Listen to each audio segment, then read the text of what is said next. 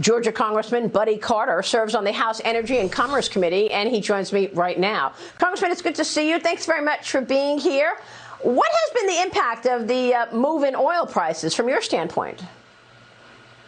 Well, we got the highest oil prices that we've had in 7 years. And not only oil prices, but everything is higher. Inflation is running rampant now. The average family in America is paying $175 a month more than they were because of inflation. And what is inflation? It's nothing more than a tax. And who does it hurt the most? It hurts the middle class and the lower class the most.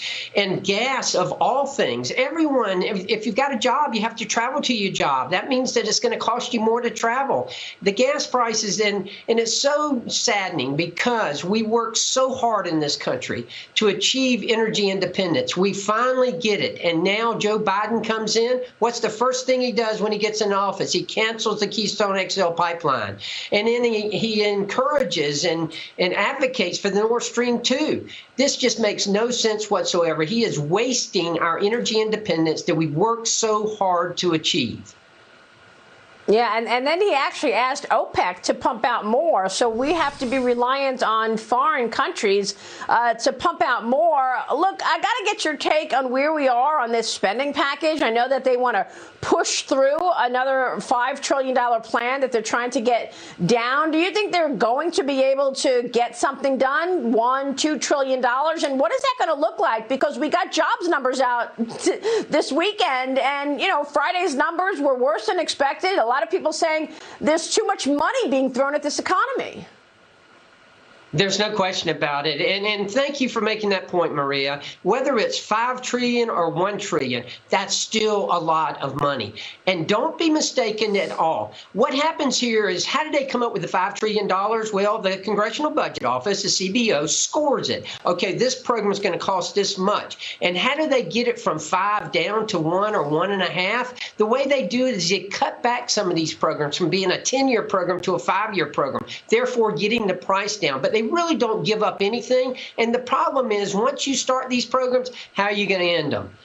Ronald Reagan said long ago that the closest thing that you'll ever see to eternity is a government program. So if they can just get their foot in the door and get this passed, albeit with a $5 trillion or $1.5 trillion, it's going to be hard to stop these programs once they're in place. Well, the other thing is, one of the places that they want to look for, you know, revenue to pay for all this stuff is our bank accounts. Democrats looking to crack down on the banking surveillance. They want the IRS to monitor all transactions over $600. Where is this going?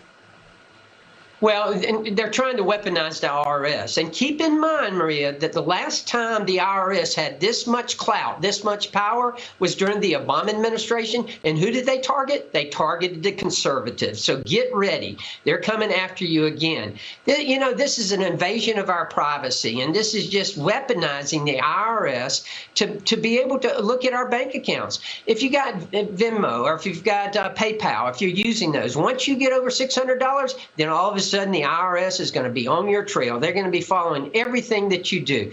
This is socialism. This is not the start of socialism. That is socialism. And this is exactly what they want. They want this nanny state where they have control over everything.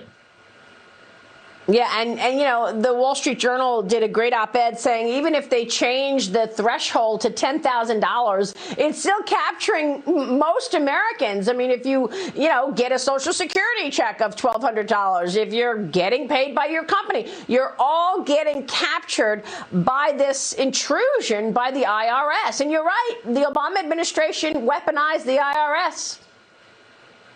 They did, and that's why I have proposed, and I'm carrying now the fair tax. We need to do away with the IRS. We need to go to the fair tax. The fair tax would allow us to do away with the IRS, and it would give everybody, and it would put us all on a fair playing field. It would mean that if you're going to pay taxes on what you buy, you choose what you want to buy, and then therefore you choose the taxes that you want to pay. There would be no need for the IRS. There would be no need for Big Brother overseeing your bank account like this.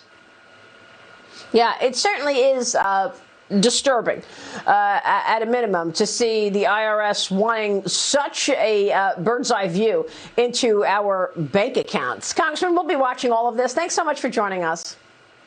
Thank you.